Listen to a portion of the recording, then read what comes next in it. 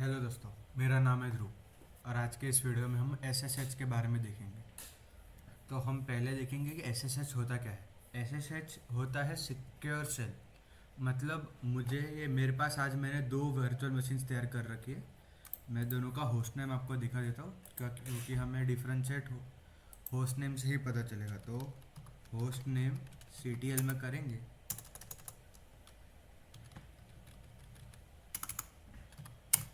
तो इस वाले का नाम है LM और यहाँ पर जो होस्ट नेम है उसका नाम है LM टेस्ट। तो हम ये दो मशीन यूज़ करेंगे और SSH का पता लगाएंगे। अब SSH करता क्या है कि मुझे इस कंप्यूटर का जो बेस है, जो सेल है हमारा, उसको एक्सेस करना है। तो उसके लिए हम SSH यूज करते हैं। तो S मतलब सिक्योर, SH मतलब सेल। वो उसका जो बाय डिफ़ॉल्ट पोर्ट होता है वो पोर्ट 82 होता है। हम SSH से हमारे फाइल्स भी ट्रांसफ़र कर सकते हैं। उसके लिए एक अलग कमांड होता है, वो हम आगे देखेंगे। और हम उसमें पासवर्ड और पासवर्ड लेस भी हम लॉगिन कर सकते हैं। तो उसके लिए अभी हम डायरेक्ट प्रैक्टिकल स्टार्ट करते हैं, उसमें आपको जल्दी पता चलेगा। तो ये वाला मेरा सर्वर सिस्टम है LM। मुझे LM से LM टेस्ट का एक्सेस करना है। तो मेरे लिए LM टेस्ट में मुझे सबसे पहले एक चीज़ इंस्टॉल करनी पड़ेगी, जिसका नाम है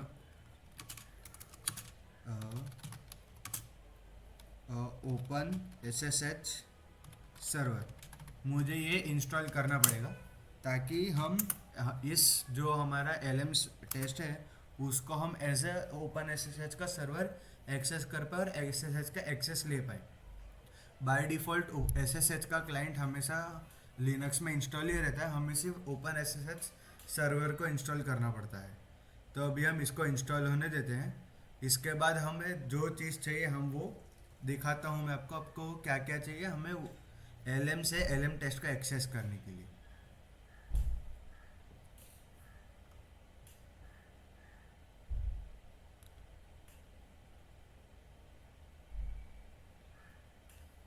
तो हमने ओपन SSH सर्वर हमारा डाल दिया है। तो हमें SSH करने के लिए IP एड्रेस चाहिए होता है पहले। तो हम IPA कमांड डालेंगे और मेरा नेटवर्क इंटरफेस है ये ENP1S0। आप में कोई अलग भी हो सकता है, मेरे में ये है इसलिए मैं इसका IP एड्रेस ले रहा हूँ, जो है 192.168.122 और 173। और SSH के लिए सबसे ज़रूरी ये है कि दोनों एक ही नेटवर्क पे होने चाहिए।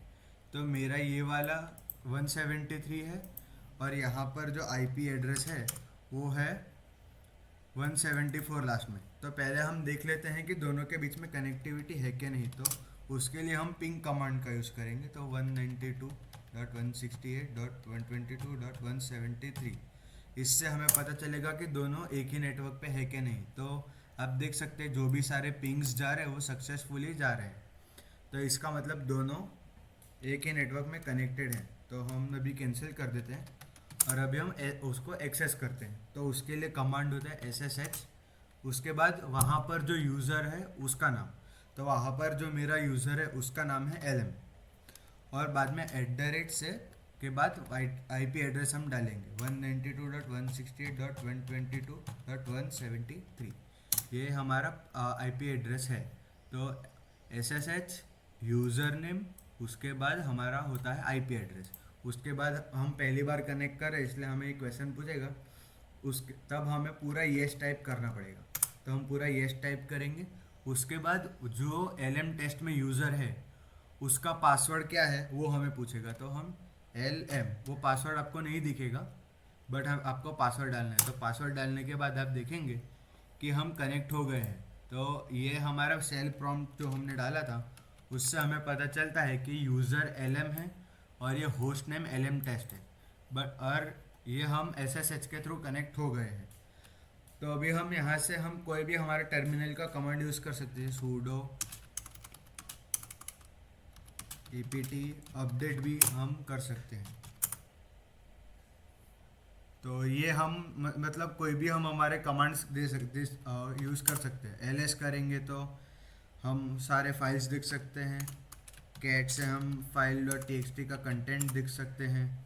तो ये हमने SSH से दूसरी मशीन हमारी LM जो टेस्ट थी, LM टेस्ट, उसको हमने एक्सेस कर लिया है। तो अभी ये तो हो गया, हमने एक्सेस कर लिया LM से LM टेस्ट को। बट अभी इससे हम अभी हम फाइल भी कॉपी करवा के देखेंगे। उसके लिए मेरे पास, मैंने डाउनलोड्स में एक, हमने जो लास्ट टाइम किया था फॉन्ट्स इंस्टॉल किए थे, तो उसकी मेरे पास जिप फाइल पड़ी है hack.zip।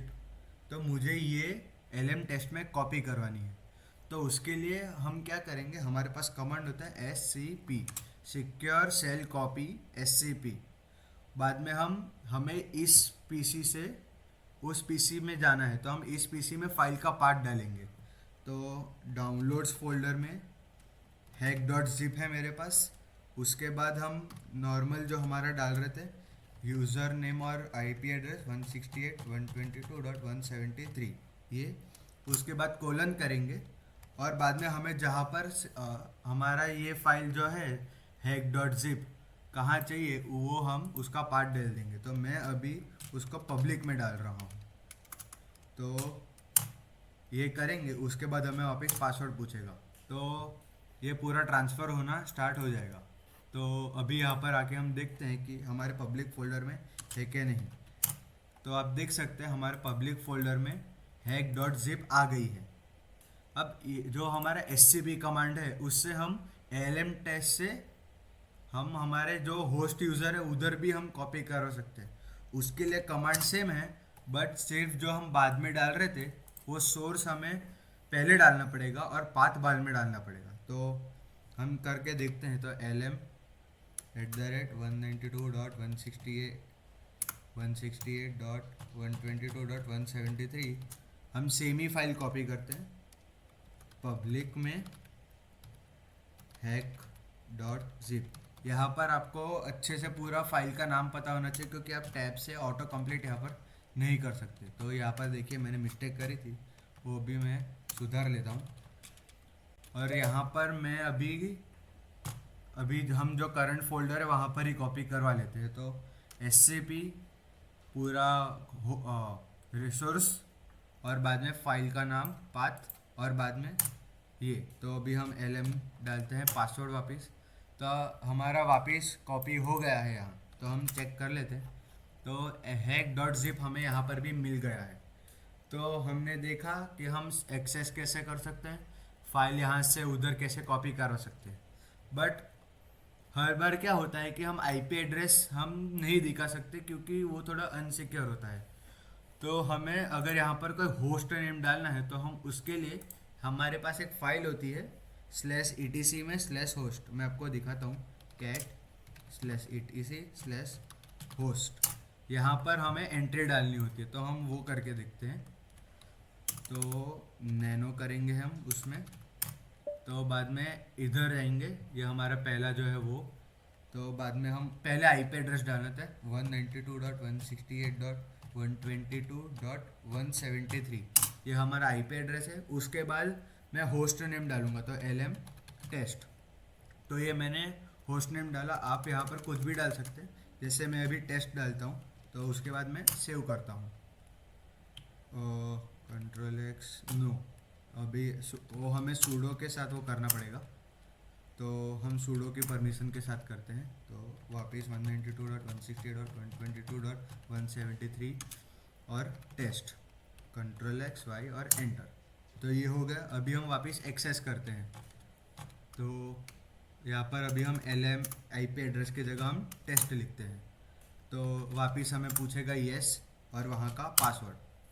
तो आप देख सकते हैं हमने IP एड्रेस की जगह हमने एक फ़ाइल में IP एड्रेस और होस्ट नेम कुछ भी जो डाल सकते हैं हम, जो आपको याद रहे, उससे हम ये कैसे एक्सेस कर सकते हैं। तो ये और एक चीज़ हो गई।